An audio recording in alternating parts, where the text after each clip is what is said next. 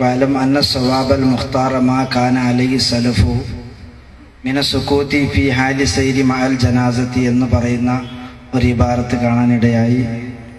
അത് ജനാസ കൊണ്ടുപോകുമ്പോൾ ദിക്ർ ചൊല്ലുന്നതിന് വിരുദ്ധമാണോ എന്ന് ഉസ്താദ് വിശദീകരിച്ചാൽ. ഇത് സംബന്ധിച്ച് ത്വഫയിൽ മയ്യത്ത് കൊണ്ടുപോകുന്നവർ ശബ്ദം ഉയർത്തരുത്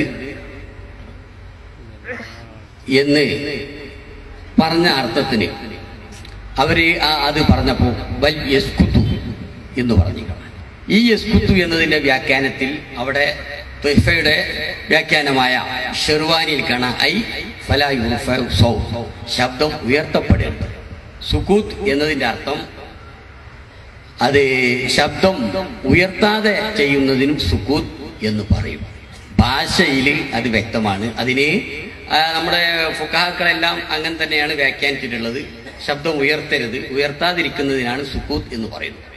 ഇത് ബുഖാരിയും മറ്റുമൊക്കെ ഉദ്ധരിക്കുന്ന ഹദീസിൽ കാണാം. അബൂ ഹുറൈറ റളിയല്ലാഹു തആല അൻഹു പറയുന്നു, ഞാൻ നബി സല്ലല്ലാഹു അലൈഹി വസല്ലമ തങ്ങളുടെ നമസ്കാരം ശ്രദ്ധിച്ചു.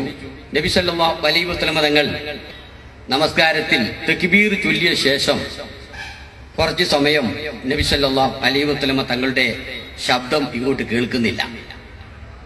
അപ്പോ ഞാൻ അതിനെക്കുറിച്ച് ചോദിച്ചു, എന്താണ് നബിയെ തങ്ങളുടെ ഇസ്കാർ? നബി ആ സമയത്തുള്ള ആ സുക്കൂത്ത്, തക്ബീർ ചൊല്ലിയ ശേഷം പിന്നെ ഫാത്തിഹ ആരംഭിക്കുന്നതിന് ഇടയ്ക്ക് അവിടെ നിന്ന് സുക്കൂത്തിലാണ്. എന്താണ് ആ സുക്കൂത്ത് എന്ന് ചോദിച്ചപ്പോൾ റസൂലുള്ള പറഞ്ഞത്, ആ സമയത്ത് ഞാൻ വജ്ജഹത്തു അതുപോലെയുള്ള കാര്യങ്ങൾ ചൊല്ലുകയായിരുന്നു എന്നാണ് പറഞ്ഞത്. അപ്പൊ ചൊല്ലുക എന്നതിന് നാവ് കൊണ്ട് ഉച്ചരിക്കുന്നതിന് സുക്കൂത്ത് എന്ന് പറയും. അഥവാ ശബ്ദം ഉയർത്തരുത്. ഇപ്പൊ നമ്മള് പിന്നെ ഈ വജ്ജഹത്തു അതുപോലത്തെ ഒക്കെ ചൊല്ലും, നാവ് കൊണ്ട് പറയുകയൊക്കെ ചെയ്യും, നാം കേൾക്കുന്ന നിലയ്ക്ക്. പക്ഷെ മറ്റുള്ളവർ കേൾക്കില്ല. അതിന് അപ്പൊ സുക്കൂത്ത് എന്നതിന്റെ പരിധിയിൽ അത് പെടും. മയ്യത്ത് കൊണ്ടുപോകുമ്പോഴോ അല്ലെങ്കിൽ കൊണ്ടുപോകുന്ന സമയത്ത് ദിക്റോ എന്തായിരുന്നാലും ശരി, ലാ ഇലാഹ ഇല്ലല്ലാഹ്, ലാ ഇലാഹ ഇല്ലല്ലാഹ് ഇങ്ങനെ ഉച്ചത്തിൽ ആ ഒരു മുദ്രാവാക്യ രൂപത്തിൽ കൊണ്ടുപോകുമ്പോൾ ചെല്ലാൻ പാടില്ല. അതൊക്കെ വളരെ നിലയ്ക്ക് നാം ചൊല്ലുന്നത് നാം തന്നെ കേൾക്കുക, ആ നിലയ്ക്ക് ചൊല്ലുക. ഇതാണ് സുക്കൂത്തിന്റെ ആശയം എന്ന് ഫുഖഹാ എല്ലാം വിശദീകരിച്ചു. അതിന് അടിസ്ഥാനപരമായിട്ടുള്ള തെളിവാണ് നമുക്ക് ആ ഹദീസിൽ നിന്ന് മനസ്സിലാക്കാൻ